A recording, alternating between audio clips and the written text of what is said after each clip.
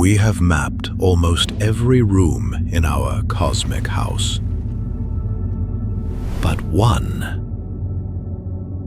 We have driven rovers across Mars, dropped a probe into the clouds of Saturn, photographed Pluto up close. Crossing billions of kilometers has started to feel ordinary.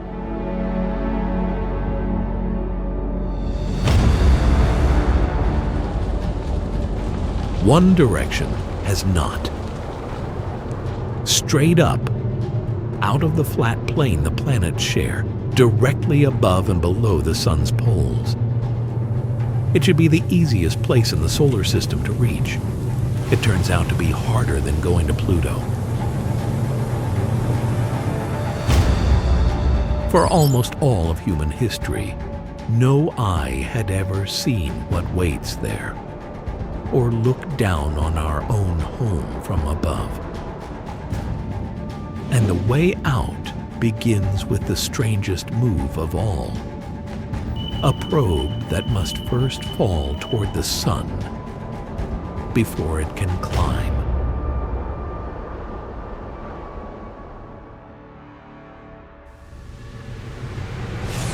When we say above or below the solar system, above or below what exactly?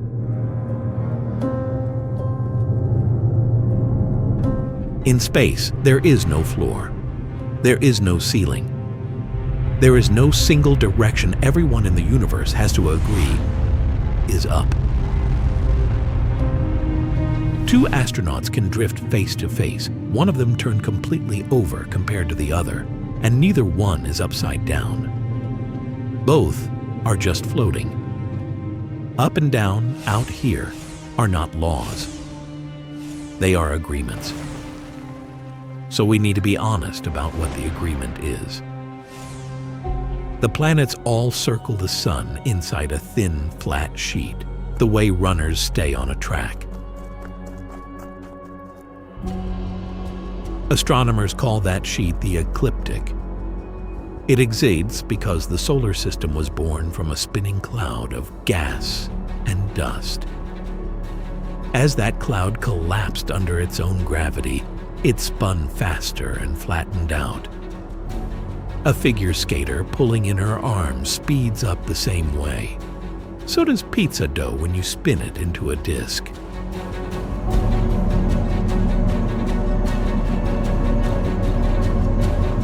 $4.5 billion years later, the planets are still riding that frozen sheet. The sheet is not perfectly clean. Most of the major planets sit within about 7 degrees of it. Pluto, the dwarf, leans nearer to 17 degrees, and some comets fall in from almost any angle, like needles through a spinning record. But the big worlds hold close to the flat.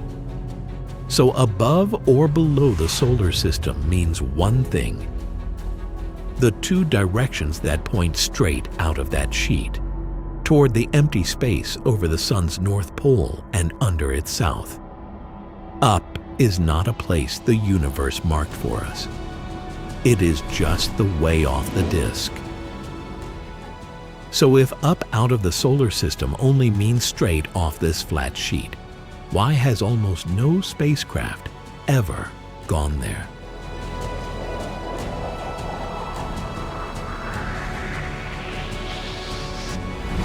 The answer is not distance. The answer is speed, and you are carrying it right now. The chair you are sitting in is moving around the Sun at roughly 30 kilometers every second. That is about 67,000 miles per hour. In the time it takes to listen to this sentence, you and the ground under your feet have slid more than 100 kilometers sideways. You have felt nothing at all. Everything around you is racing on the same flat track. Every planet, every moon, every rocket we have ever launched, welded to one racetrack none of us can feel. That inherited speed is a gift in one direction, it is a wall in every other.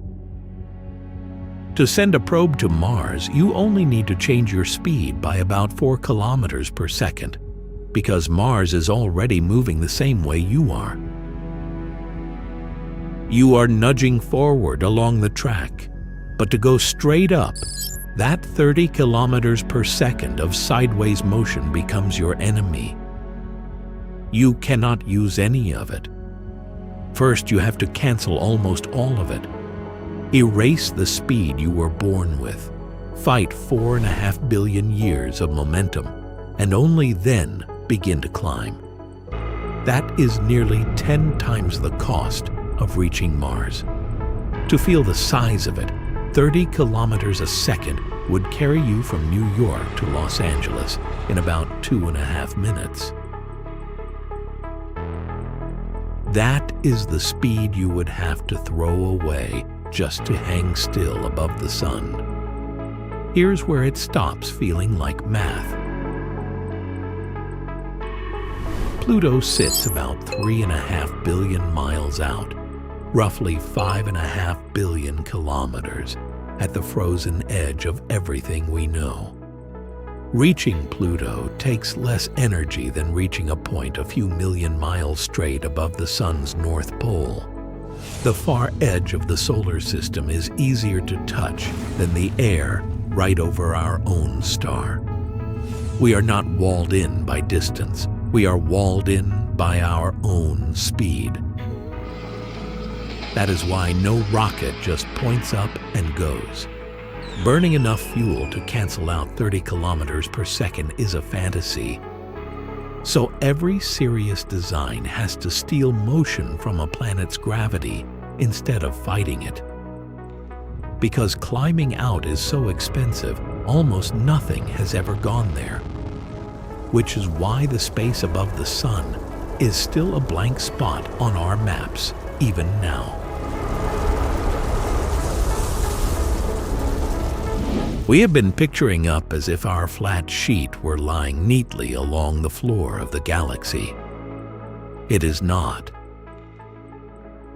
The plane of the solar system is tilted to the plane of the Milky Way by about 60 degrees, close to 60.2 if you want one firm number instead of a vague gesture. We do not ride level through the galaxy. We ride at a steep slant. That slant changes what up even means. The whole solar system is sweeping around the center of the galaxy, dragging every planet with it.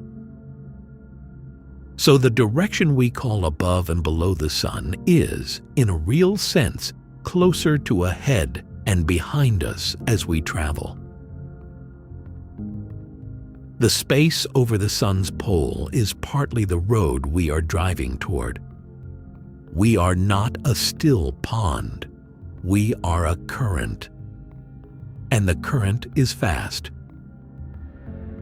The sun carries us around the galactic core at about 230 kilometers per second, a little over 800,000 kilometers per hour. One full lap takes somewhere near 225 million years. One galactic year.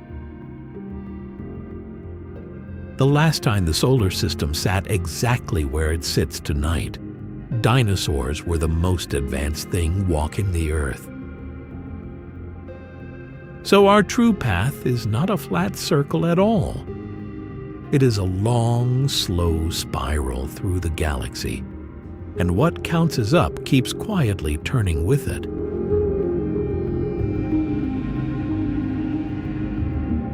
As for what actually lies out that way, the icy edge of the Oort cloud, then other stars, then the rest of the galaxy, that is a story for another night. This one stays close to home. Because the real question is not only what is up there, it is whether we have ever managed to look. And for one place in particular, the sun's own poles, the honest answer, until very recently, was no.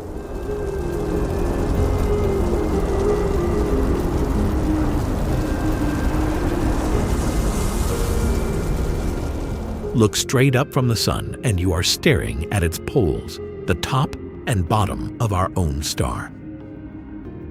They may be the most important ground in the solar system. The fastest solar wind pours out from there. The sun's magnetic field turns itself completely inside out every 11 years, north becoming south, and that violent flip begins at the poles. Yet for the whole of human history, we have only ever watched the sun from the side. It is like trying to learn the weather of an entire planet while standing forever at its equator, never once allowed to walk to the pole. We tried to change that decades ago. A spacecraft named Ulysses, launched in 1990 by NASA and the European Space Agency, became the first machine to fly over the sun's poles. But it could not turn upward on its own. It had to fly all the way out to Jupiter in early 1992, let the giant planet's gravity fling it nearly 80 degrees out of the plane. It worked. Ulysses sailed over both poles 3 separate times across more than 18 years of life. Up there, it found the polar wind blowing steady at around 750 kilometers per second, nearly twice the speed of the slower wind near the equator. It felt the poles in detail no one had before. It carried no camera that could photograph them. Think of every blank space humans have ever drawn on a map. The edges where old cartographers wrote here be dragons, the white interiors of unmapped continents. One by one, someone walked into each of them. This was the one blank we could measure but never picture. A frontier we charted with magnetometers and particle counters, feeling its shape in numbers while it stayed, to our eyes, completely dark. For 35 years, that was the closest we ever came. Measurements without a single photograph. Then last year, that changed. By 2025, the European Space Agency's solar orbiter had spent years quietly bending its path. Each close pass of Venus tipped its orbit a little further out of the flat plane, trading speed for angle, climbing slowly toward a view no spacecraft had ever held. In the middle of March, it tilted far enough, about 15 degrees below the sun's equator, then 17, to look down at the sun's south pole and send the pictures home. They were the first images of a pole of our star in the history of our species. It is worth saying plainly who confirmed that, because this is the kind of claim that deserves a name attached.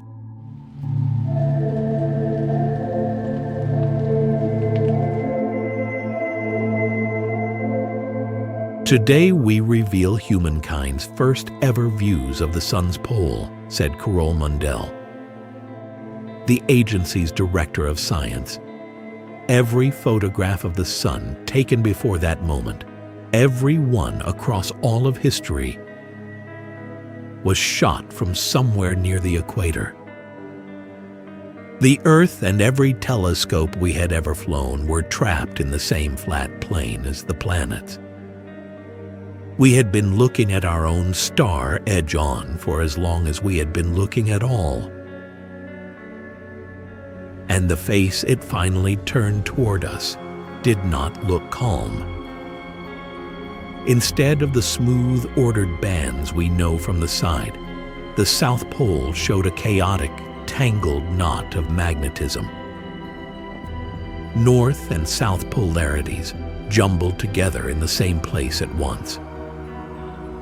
It was the fingerprint of a star near the peak of its cycle, gathering itself to flip.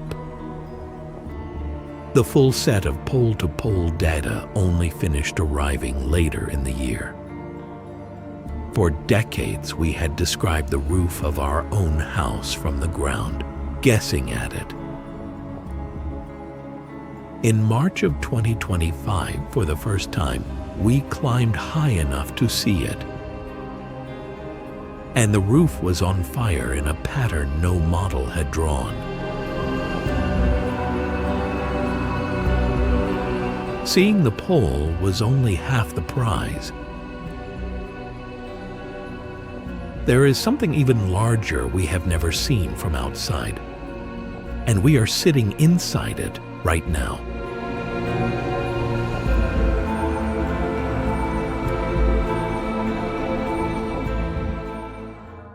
Around the Sun, there is an enormous invisible bubble called the Heliosphere. It is the solar wind blown outward in every direction, pushing back against the thin gas between the stars. Everything you have ever known sits inside it. Every planet, every comet, every probe. For a long time, the textbooks drew that bubble like a comet. A round head facing the way we travel, and a long tail trailing behind. It looked right. It was almost certainly wrong.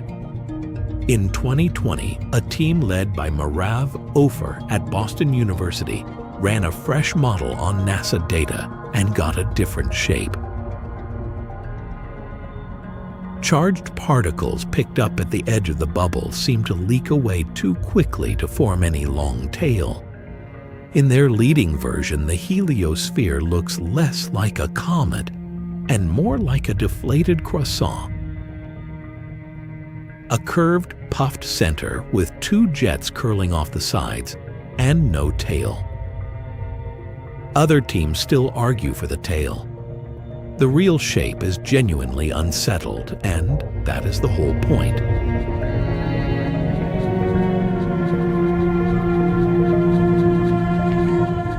We have never once looked at the bubble from outside. Every picture we have is built from models and from particles counted from within. A common correction belongs here, and viewers are right to raise it. The two Voyager probes did cross the edge of the bubble in 2012 and 2018. That part is real.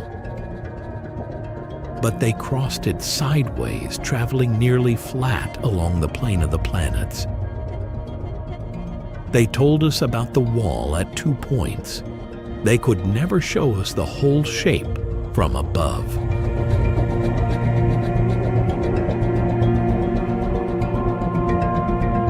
A newer NASA mission called IMAP launched in September of 2025 and now stationed out past the moon, began its science work early this year, mapping that boundary from the inside. But to see the real form of the bubble we live in, there is still only one way.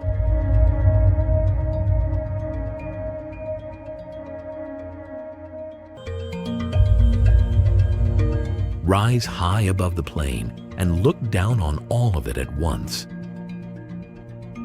To see our own home's true shape, a probe would have to do the single thing physics keeps forbidding: climb straight up. So how could it ever? Oh.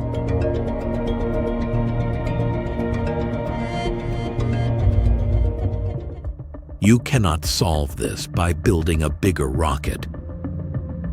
The fuel needed to erase 30 kilometers per second by brute force is beyond anything we can launch.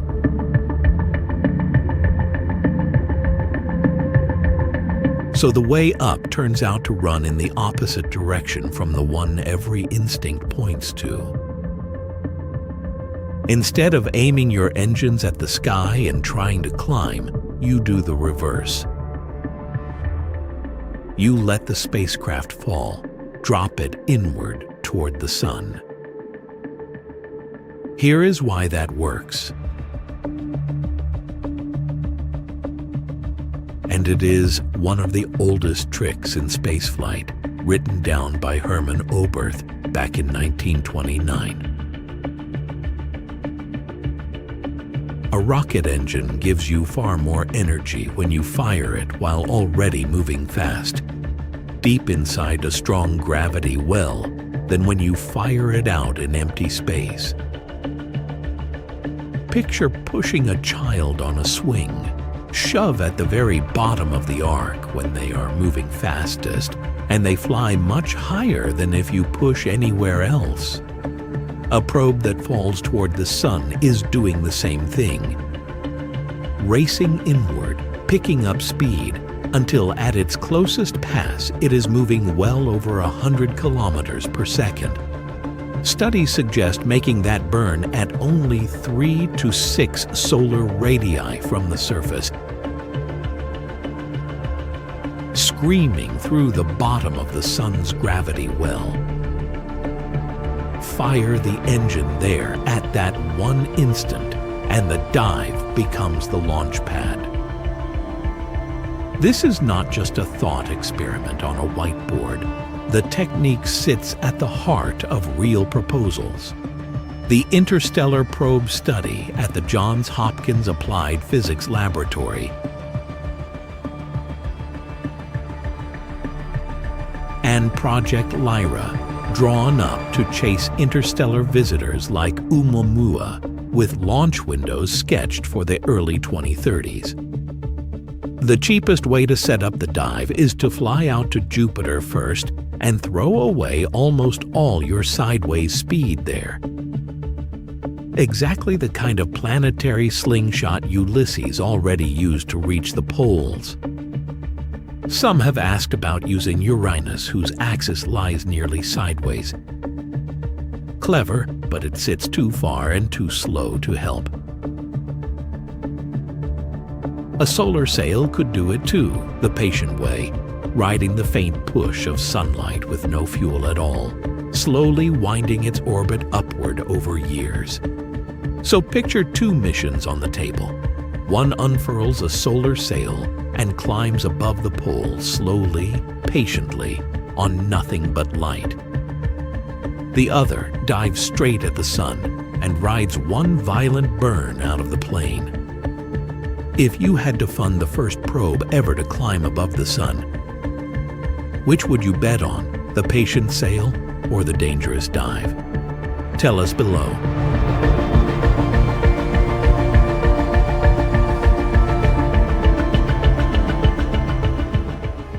Say we pull it off.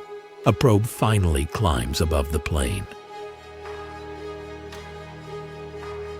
What would it see? The first thing it would do is rise out of the dust. Our flat sheet is hazy, filled with the crumbs of crumbling comets and ground-up asteroid dust, built up over billions of years. You can see that dust yourself on a dark night. A faint cone of light leaning up from the horizon after sunset. We call it the zodiacal light. The dirtiest seat in the house is the one we are stuck in.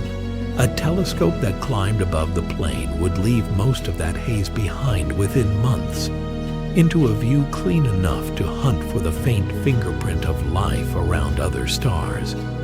Up there, the wind changes too. The probe would sit in the fast polar stream Ulysses once tasted, near 750 kilometers per second, nearly double the slow, ragged wind down in the plane. And then it would turn its camera around and look back down. For the first time, a machine would see the whole solar system from above, spread out like a disk, the way no human ever has. Our most famous family portrait, the pale blue dot that Voyager 1 took in 1990, was still shot from inside the plane, looking sideways across the disk.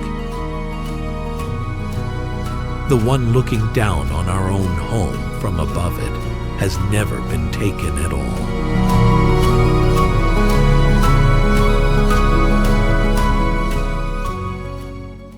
The direction easiest to imagine is the one we understand the least. Not because it is far, but because a wall of speed has pinned us to a single flat sheet,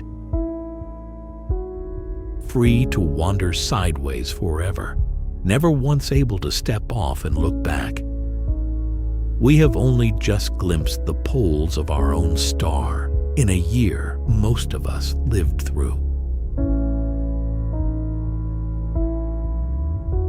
We still have never seen the true shape of the bubble we are breathing inside right now. Of every image we have ever lifted into the dark, of Mars and Saturn and Pluto, of dying stars and distant galaxies, the one looking down on our own house from outside is still missing.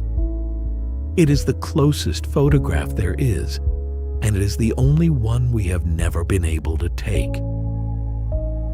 If you want to keep looking out that strange direction, the icy shell, the other stars, the rest of the galaxy waiting above the sun's pole, that is where this story goes next.